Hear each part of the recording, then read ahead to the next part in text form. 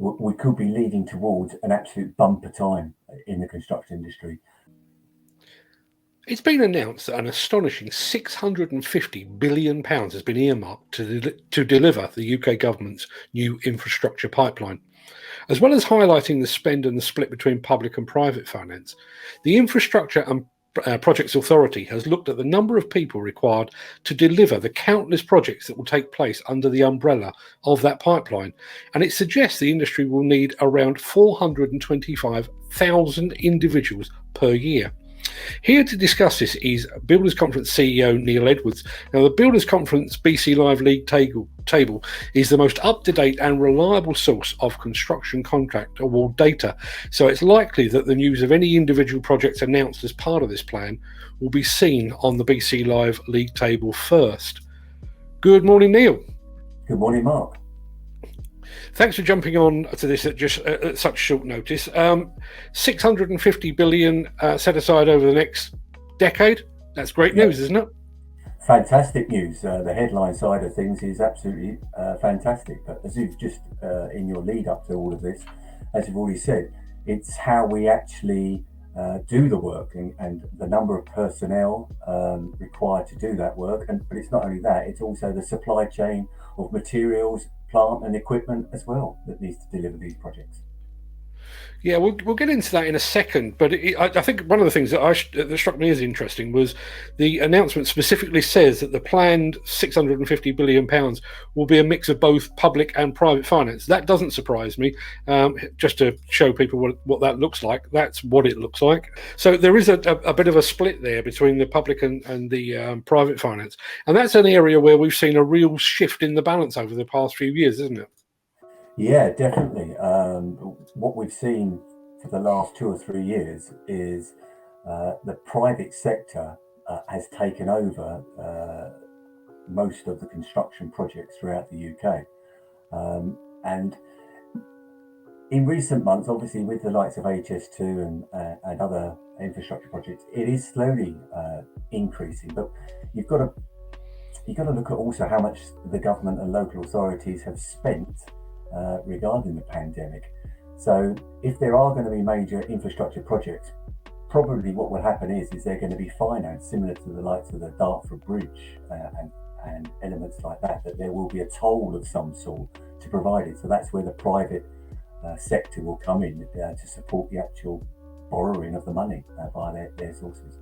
But aside from the eye-catching headline of £650 billion, and I wouldn't mind a small fraction of that, the standout figure for me was, as you've already alluded to, the fact that we're going to need 425,000 people to bring all of this to fruition. We're already in the midst of a major skill shortage. We've lost a lot of migrant workers who have gone home after Brexit, and now we need just short of another 500,000 construction workers.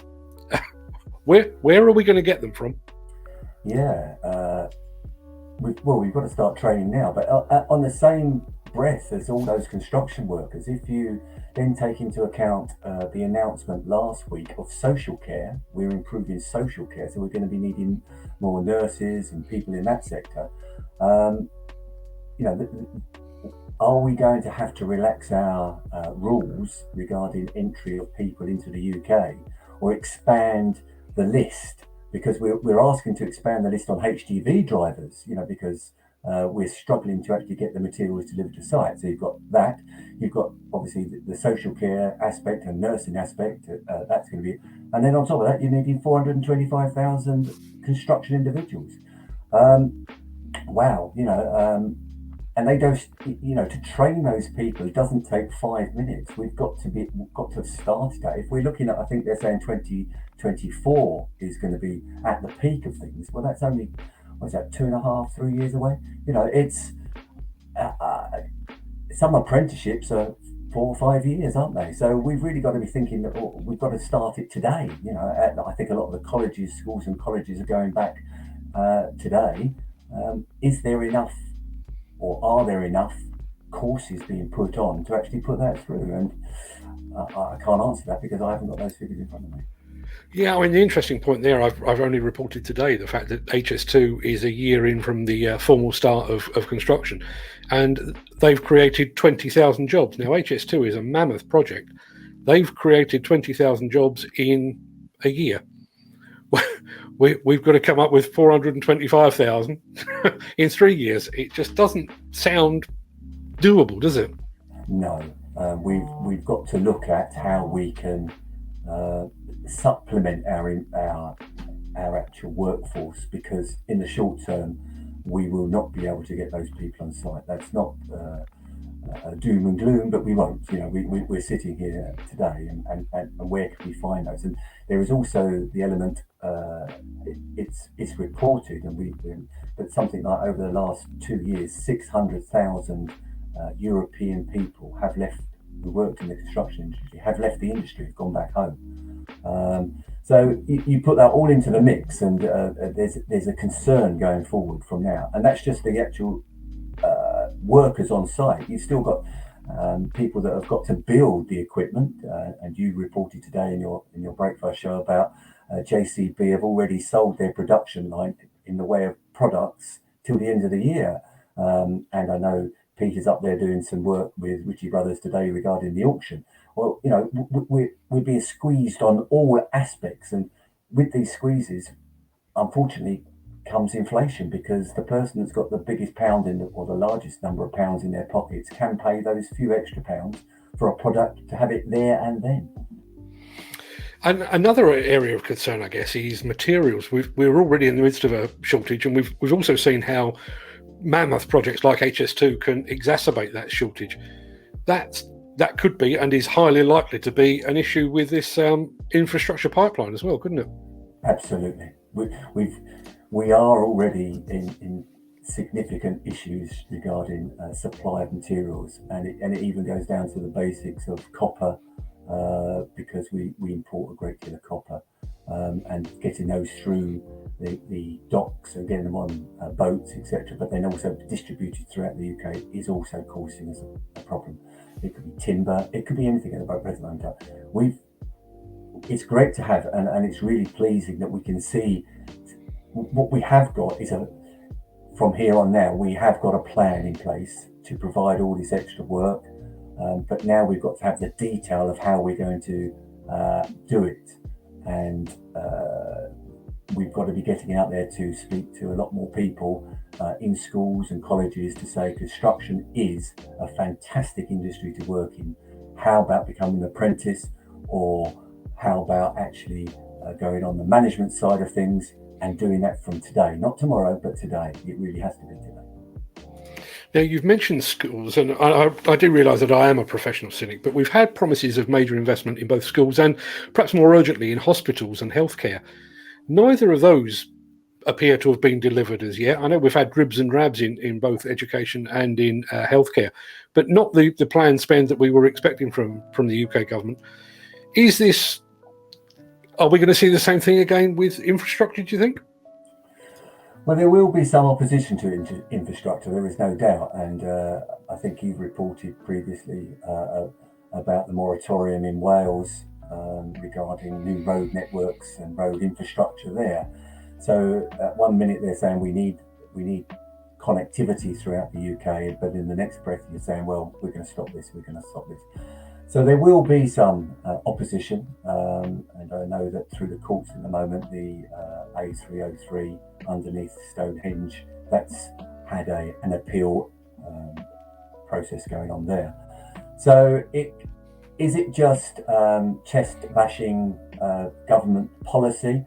Some of it obviously will be, because last week we had the issue, well, not the issue, but the announcement that all national insurances are going to go up. So are we having the good news to cover the bad news last week? There probably will be. If you ask me, that's only my opinion, because we've been here, as we say, we're cynics, and we've been here so many times before. Yeah, we still haven't seen the 40-odd hospitals come through yet. The ones that the government announced in their manifesto when they got in. So if you put those on top of all of this, we're not talking small amounts of money for a new hospital.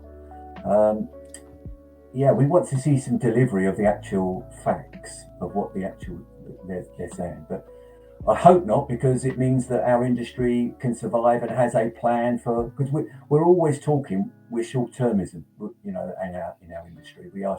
If we can have a real route plan for the next 50 years, and it's out there and it's laid out to everybody, then that gives stability for people to invest, businesses to invest in their personnel, not only their in that side of things, but also the infrastructure in their own businesses, whether it be IT or actual machinery and things like that. If you can see this real plan, you can do it. But if you're just in the short termism, just thinking about what's going to happen in the next 6 to 12 months, then that's why people don't invest in our industry as much as they should do. I guess that there is another point here. I mean, you and I have been reporting for the past, I would guess, 3+ years on the fact that the house building sector is basically holding up the industry. You know, it's propping up the entire industry. To my mind, there will be an awful lot of people that are currently working in house building that will not automatically hop over into road building and rail building and that kind of thing. So we are talking about completely fresh new people and fresh new jobs here in a lot of ways, aren't we? Many of them will be, and because why we need all this infrastructure is because we've got all these houses to build. So we still have to do 250,000 houses per year to maintain a level where the population can actually live in good accommodation. So we need these roads, rail networks, infrastructure projects, and some of these infrastructure projects, no doubt, will be new reservoirs to supply some of this housing, etc., throughout the UK. It's going to be an absolute mix. And then I look down here. One of them is flood and coastal erosion, and we've still got that side of things, which is obviously climate change, to deal with as well, to protect us. So a lot of those skills are quite individual and quite unique to the infrastructure world. So yeah, changing from one to the other is quite difficult. So maybe there's got to be a lot of retraining that's going on because of we've obviously seen the demise in the retail sector through the high street, etc. So a lot of retraining of those people will need to happen to get them into the construction world. I guess all of this hinges upon the conservative government remaining in power as well for the duration, because I know Boris Johnson has stated directly or otherwise this weekend he's eyeing another decade in power, but there's no guarantees. You know, a week is a long time in politics, and an alternative government could quite easily pull the rug out from some or even all of this, couldn't they? Yeah, it's exactly right. It happened when there was a huge program for schools when it was Gordon Brown and Tony Blair stood up on their platform. I remember it well, saying education, education, education, and they put a number of things in place. And then when the Conservative Party got in with it was obviously a coalition government, one of the first things they did was scrap that program. So that could quite easily happen again on infrastructure. It would be sad to see, because obviously it will provide, that sector will provide, construction will provide us with a number of jobs, and nobody wants to get rid of a number of jobs. So it could be a political tennis ball, this one, going backwards and forwards. But yeah, we do need stability in government as well to make sure that those policies are maintained over the next 10, 12 years as well.